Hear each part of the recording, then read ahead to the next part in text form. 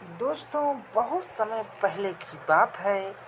एक शिष्य बहुत गहन ध्यान कर रहा था, लेकिन उसका ध्यान केंद्रित नहीं हो रहा था।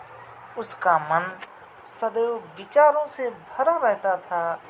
उसने अपने दिमाग को खाली करने की बहुत कोशिश की, लेकिन उसकी सारी कोशिशें नाकाम रही।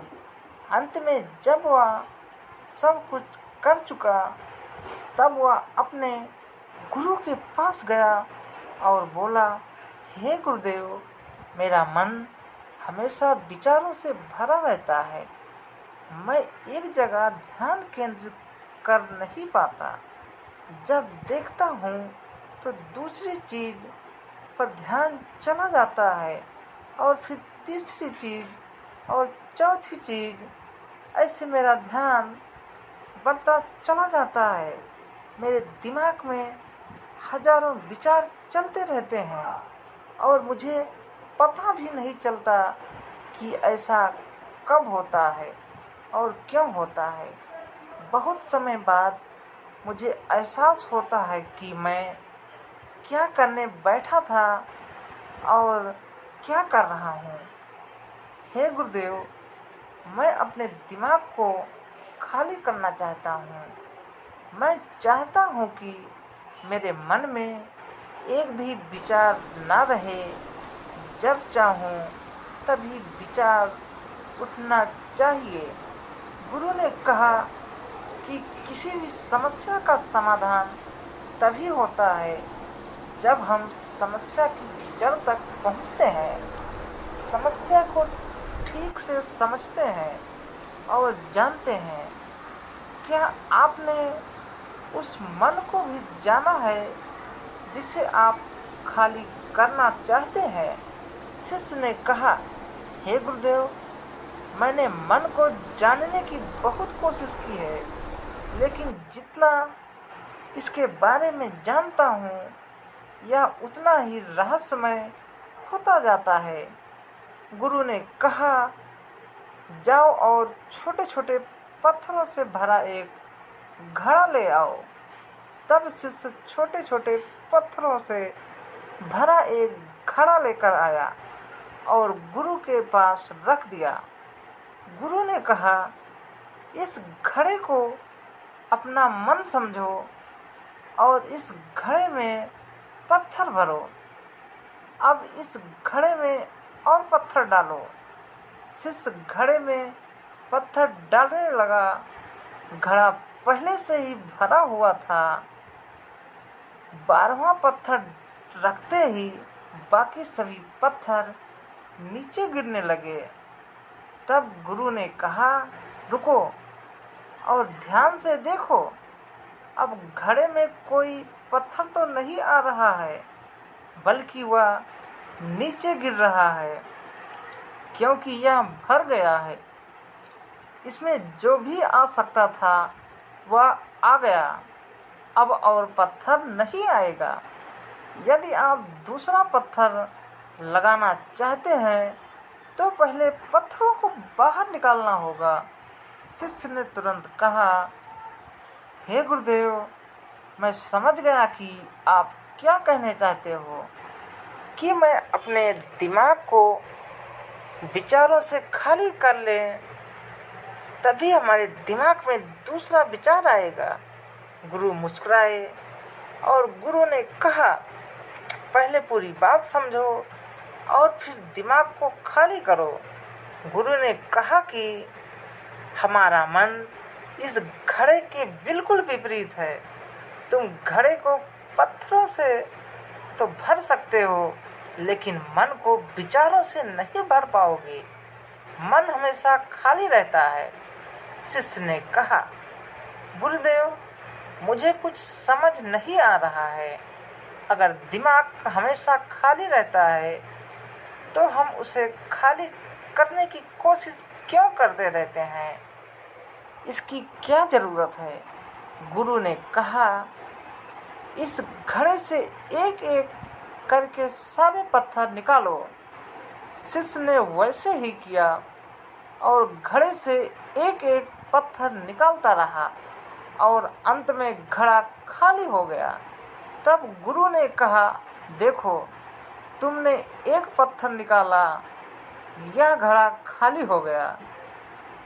अब आप इस घड़े में कोई भी पत्थर डाल सकते हो, दूसरा पत्थर डाल सकते हो, या फिर वही पत्थर दोबारा डाल सकते हो। आप इसे आधा भर सकते हो या फिर पूरा भर सकते हो। शिष्य ने कहा, हे गुरुदेव, मैं भी ऐसा ही हूँ। मैं बता रहा हूँ कि मन को खाली करना है। ये तो पत्थर है, इन्हें आसानी से निकाला जा सकता है और घड़ा खाली किया जा सकता है, लेकिन मैं अपने मन को कैसे खाली करूं? गुरु ने कहा, इस खाली घड़े में एक पत्थर डालो और दो पत्थर निकाल लो। शिष्य ने यह कहा और ऐसा ही करना चालू कर दिया। जब एक घड़े में एक पत्थर डालता और उससे दो पत्थर निकाल लेता, गुरु ने कहा, चलो ऐसा करो, इस घड़े में दो पत्थर डालो और चार पत्थर निकाल लो। शिष्य ने कहा, गुरुदेव, यह कैसे संभव हो सकता है?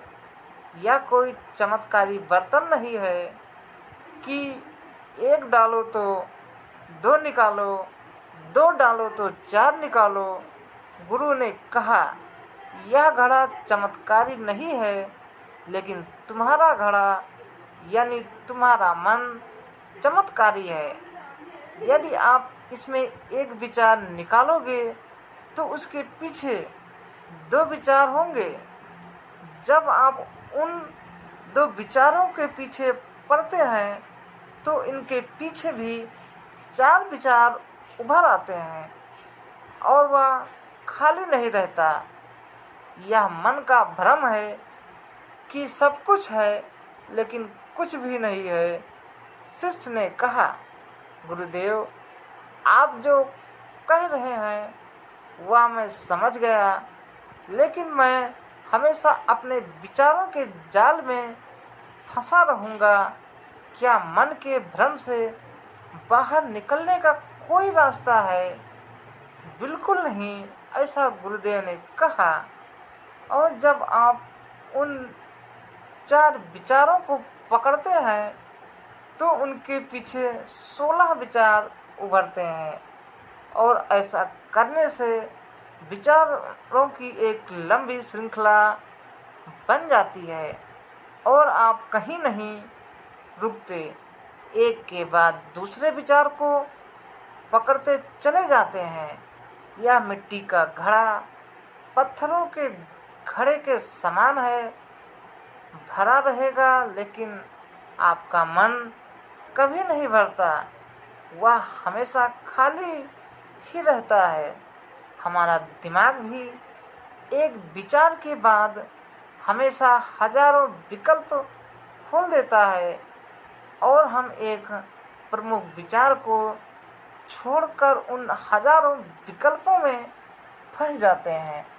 शिष्य ने कहा, मैं आपकी बात अच्छी तरह समझ गया हूँ, लेकिन आप मुझे क्या करना चाहिए, मेरा मार्गदर्शन करो। गुरु ने कहा, मन के जाल में मत उलझो, मन को खाली करने की कोशिश मत करो।